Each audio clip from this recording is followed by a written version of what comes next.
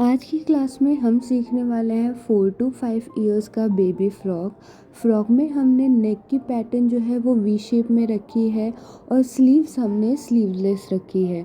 Bottom part में हमने frock में गैदर्स दिया है और आज की क्लास में हम शोल्डर को स्लीवलेसली कैसे जोड़ा जाता है वो सीखेंगे, जिसमें फिनिशिंग बहुत ज़्यादा अच्छी आती है। तो फ्रॉक बनाने के लिए यहाँ पे मैंने 1 मीटर कपड़े का यूज़ किया है। फ्रॉक का अपर पार्ट बनाने के लिए यहाँ पे मैंने 2 पीसेस ऑफ फैब्रिक लिया है। चलिए इसकी लेंथ और विड्थ बता देते हैं। तो इसकी लेंथ जो है वो 9.5 इंच है और इसकी जो चौड़ाई है वो 17.5 इंच है।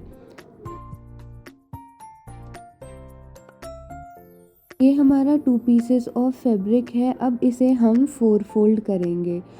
तो यहाँ पे हमने इसे 4 फोल्ड कर लिया है। ये ओपन साइड है, जहाँ पे आप देख सकते हैं यहाँ पे 4 फोल्ड है और ये ऑन फोल्ड साइड है। अब ऑन फोल्ड साइड आपकी तरफ है और ओपन साइड हमारी तरफ है। अब सबसे पहले हमें एक स्ट्रेट लाइन की मार्किंग करनी है और इस स्ट्रेट लाइन को हम शोल्डर लाइन कहते हैं। अब हम लेंथ की मार्किंग करेंगे। तो यहाँ पे हम लेंथ की मार्किंग 9.5 इंच पे रख रहे हैं। तो यहाँ पे 9.5 इंच पे हमने लेंथ की मार्किंग की है। अब ऑन फोल्ड की साइड से हम शोल्डर की मार्किंग करेंगे। तो आपका जितना भी शोल्डर है आपको डिवाइड करना है 2 इंच से। तो यहाँ पे मेरा शोल्डर 10 इंच है, मैंने डिवाइड किया 2 से, तो 5 इंच पे मैं यहाँ पे मार्किंग कर रही हूँ। अब हम आर्म होल की मार्किंग करेंगे। तो यहाँ पे आर्म होल की मार्किंग मैं 5 इंच पे कर रही हूँ। आर्म होल राउंड हमारा 10 इंच है, तो हमने डिवाइड किया 2 से, तो 5 इंच पे हमने आर्म होल की मार्किंग की है। अब हम एक स्ट्रेट लाइन खींच के आर्म होल लाइन ड्रॉ करेंगे और यहाँ पे हमारा आर्म होल लाइन बन के रेडी हो चुका है। अब जहाँ पे हमारा आर्म होल लाइन एंड हुआ है वहाँ पे हमें एक स्ट्रेट लाइन खींचना है और इस स्ट्रेट लाइन को हम चेस्ट लाइन कहते हैं। तो अब हम चेस्ट लाइन की मार्किंग कर रहे हैं। अब हम यहाँ पे चेस्ट लाइन की मार्किंग करेंगे। तो यहाँ पे मैं 6.5 इंच पे चेस्ट की मार्किंग कर रही हूँ। यहाँ पे हमारा जो चेस्ट है वह 26 इंच है। आपका जितना भी चेस्ट है आपको डिवाइड करना है 4 से, क्योंकि हमारा जो कपड़ा है वो 4 फोल्ड में है। तो हमने 26 इंच को डिवाइड किया 4 से, तो 6.5 इंच पे हमने मार्किंग की। अब हम आर्म होल का शेप देंगे। उसके लिए हमें आर्म होल लाइन पे हमें अपना इंची टेप रखना है और एक सेंटर पॉइंट निकालना है। यहाँ पे हमने सेंटर पॉइंट निकाला। इस पॉइंट से हमें 0.5 इंच ऊपर जाना है और हल्के हाथों से घुमाव देते हुए हमें आर्म होल का शेप बनाना है। तो यहाँ पे हमारा आर्म होल का शेप बन के रेडी हो चुका है। अब हम वेस्ट लाइन की मार्किंग करेंगे। तो यहाँ पे हम वेस्ट लाइन की मार्किंग 9.5 इंच पे कर रहे हैं। तो यहाँ पे हमारी जो वेस्ट लेंथ है वो 9.5 इंच है।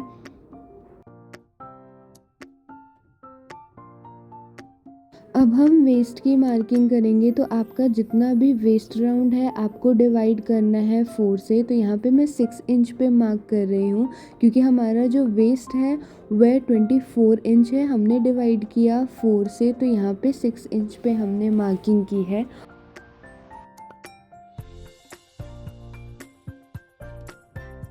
अब हम यहाँ पे एक एक इंच का निशान लगा के मार्जिन के लिए लाइन बनाएंगे। तो यहाँ पे हमारा एक एक इंच का मार्जिन लाइन बन के रेडी हो चुका है। अब यहाँ पे जहाँ पे हमने वेस्ट राउंड की मार्किंग की थी वहाँ से हमें 0.5 इंच ऊपर की तरफ जाना है और ऑन फोल्ड की साइड से हमें एक डायगोनल लाइन बनानी है।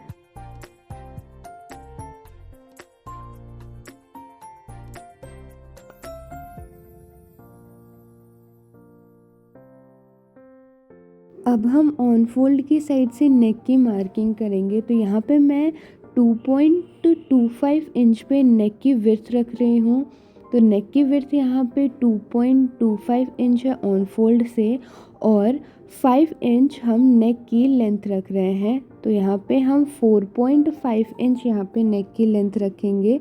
तो लेंथ की मार्किंग की है हमने 4.5 इंच पे। अब एक डायगोनल लाइन बना के नेक का शेप ड्रॉ करेंगे और यहाँ पे हम जो नेक का शेप बना रहे हैं वो वी शेप में ड्रॉ कर रहे हैं।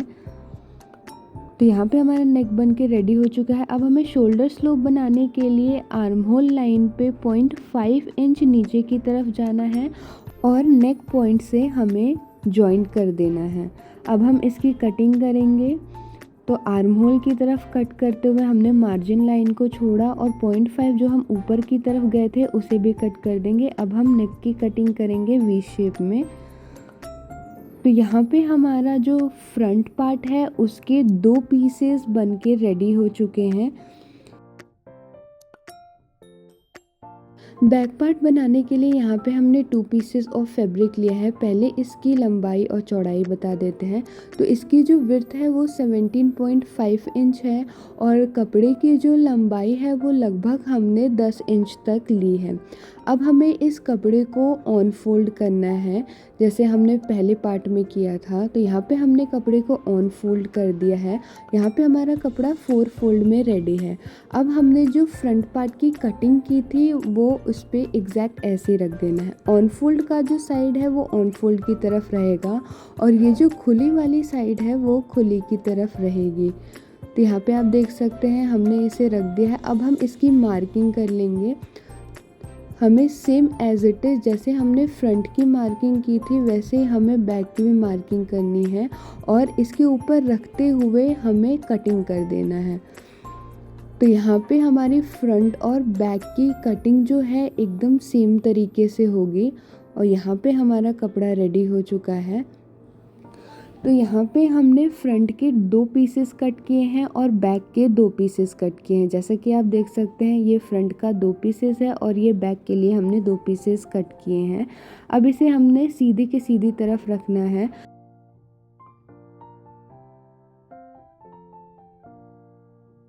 तो हमने अभी फैब्रिक का फ्रंट पार्ट लिया है और फैब्रिक को सीधी की तरफ सीधी करते हुए रखेंगे। सबसे पहले हम आर्म होल में सिलाई लगाएंगे और उसके बाद हम नेक में सिलाई लगाएंगे। तो सिलाई लगने के बाद ये कुछ ऐसा टर्न आउट हुआ है। हमने नेक में और आर्म होल में सिलाई लगा दी है। यहाँ पे जो शोल्डर है उसमें हमने गैप छोड़ा है। दोनों शोल्डर में हमने कोई भी सिलाई नहीं लगाई है। अब हम इसमें छोटे छोटे कट्स लगा देंगे। आर्म होल और नेक में हमें छोटे छोटे कट्स लगाने हैं।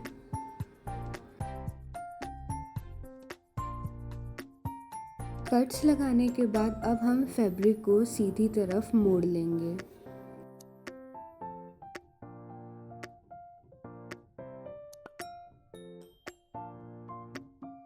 हमने फैब्रिक को सीधा कर लिया है और सीधा करने के बाद हमें इसमें आयरन लगा देना है।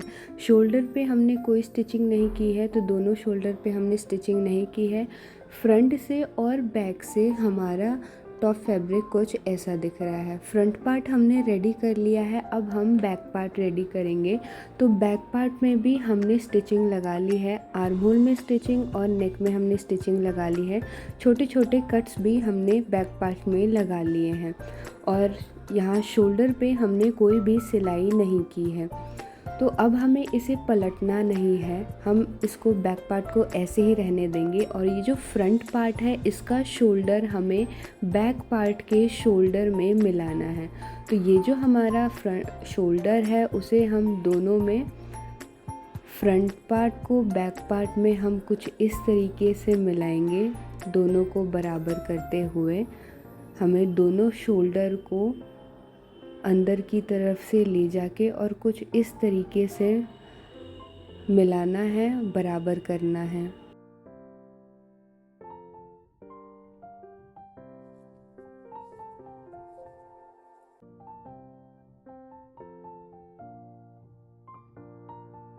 दोनों शोल्डर को मिलाने के बाद अब हम दोनों शोल्डर में स्टिच लगा देंगे। तो यहाँ पे हमने दोनों शोल्डर में स्टिचिंग लगा दी है और अब हम छोटे छोटे कट्स यहाँ भी लगा देंगे दोनों शोल्डर में, जिससे पलटने में आसानी हो। फिर हम कॉर्नर पे भी कट्स लगा देंगे और छोटे छोटे कट्स लगा देंगे। कट्स लगाने के बाद अब हमें इसे पलट लेना है। तो यहाँ पे जो हमारा शोल्डर है वो फ्रंट और बैक का दोनों तरफ से जॉइंट हो गया है और जॉइंट होने के बाद ये कुछ ऐसा दिख रहा है। अभी हम इसमें आयरन लगा लेंगे और हमने इसे आयरन लगा लिया है दोनों पार्ट्स में, फ्रंट और बैक में। और आयरन लगाने के बाद इसकी फिनिशिंग कुछ ऐसे आई है। आप देख सकते हैं इसमें जो सिलाई है ना वो फ्रंट में दिख रही है और ना ही बैक पार्ट में दिख रही है, और इसकी फिनिशिंग भी बहुत अच्छी तरीके से आई है।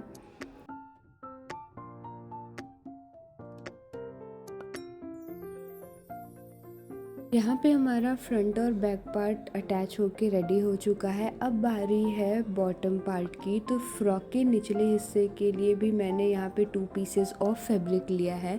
अब इसकी लेंथ बता देते हैं। तो इसकी लेंथ हमने ली है 13.5 इंच, और इसकी जो विड्थ है, इसकी जो चौड़ाई है वो हमने ली है 28 इंचेस।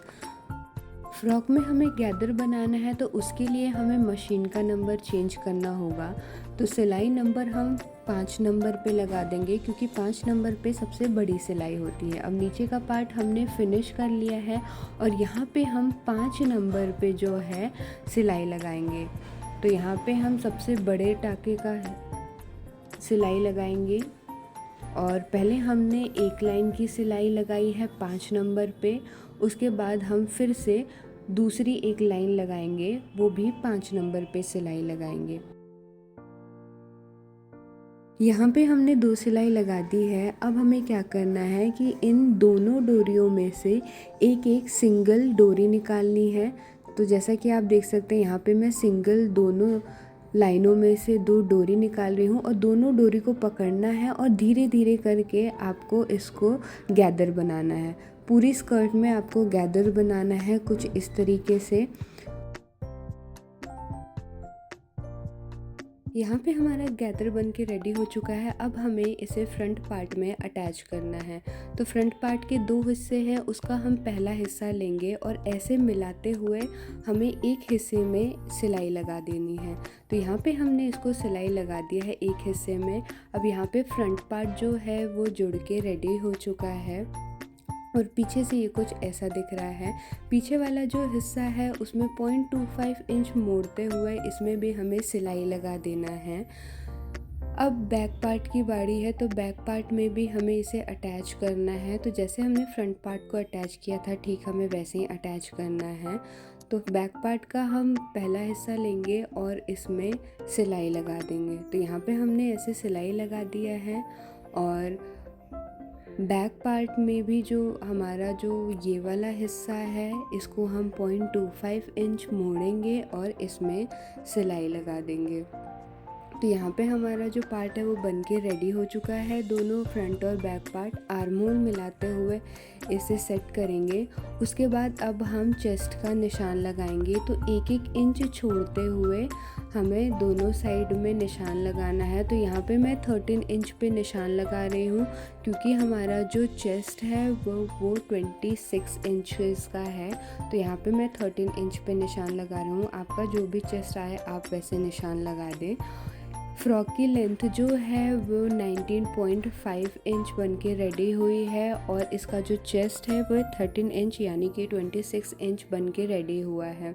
यहाँ पे हमारा फ्रॉक बन के रेडी हो चुका है। वीडियो अच्छा लगा हो तो लाइक करें, सब्सक्राइब करें और शेयर करें।